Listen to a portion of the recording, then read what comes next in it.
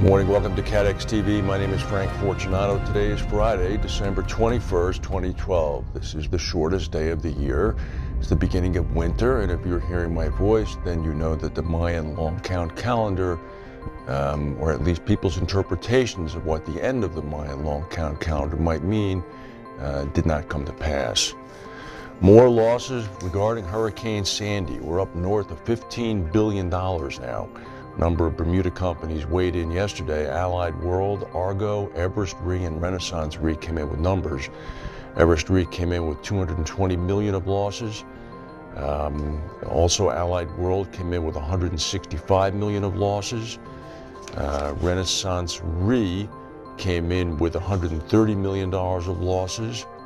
Argo came in with about $55 million worth of losses.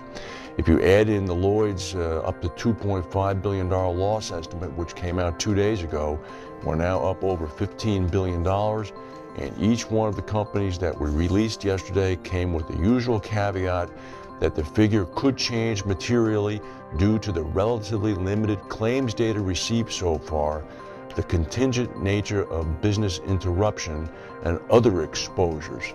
Business interruption in particular has been very slow to come in, they said. The big merger that was announced this week when Markel agreed to buy Altera for $3.1 billion has the approval of the ratings agencies.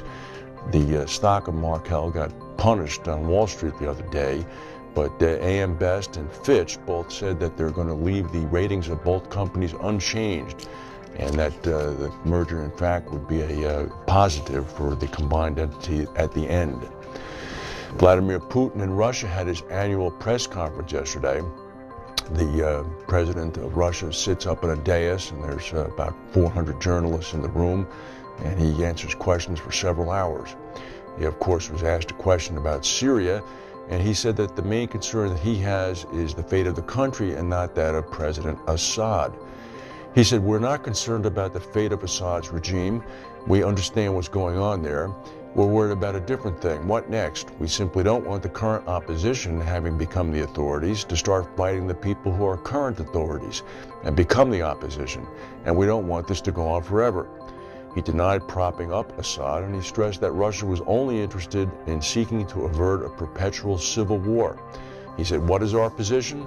Not to leave Assad's regime in power at any price, but to first let the Syrian people agree among themselves how they should live next." Well, that's throwing Assad under the bus. If you're in Damascus and you're President Assad reading that, you're beginning to figure out where to go next. There's a big looming prospect of a Longshoremen Strike in the United States that could knock down 15 ports from Boston to Houston as soon as December 30th. They've been negotiating since March. It would be the International Longshoremen's Association and the U.S. Maritime Alliance, which is a group of container companies and port associations. They're negotiating with each other. They remain far apart. If the strike shuts down, it could cripple the American economy. There was a strike in Los Angeles at the LA ports that lasted about 3 weeks, about a month ago, on a different issue that crippled traffic coming into and out of those ports and had a noticeable economic effect on California and the West. There continues to be a devastating snowstorm rumbling through the central part of the United States, snarling air traffic and especially hitting cargo delivery companies such as FedEx and UPS. O'Hare Airport was closed for a period of time yesterday. The Christmas season in London has gotten off to a bit of a bad start. There was a fire just outside of London's Paddington station, knocked out service between London's Paddington and Heathrow Airport on the Paddington Express. A fire in an equipment room at Acton Station, which is one stop out of Paddington, left travelers trying to find alternative routes as a number of lines running into and out of Paddington in that direction were canceled.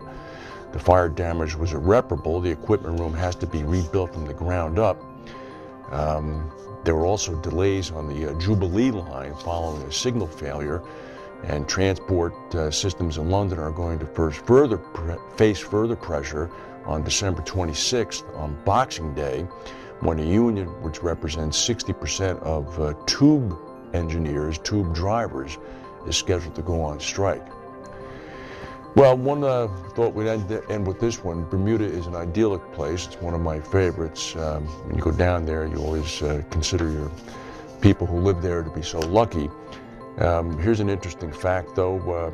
Over the last 2 months, drivers in Bermuda have seen some of the year's cheapest prices for gasoline. The price of gasoline is now down to $8.36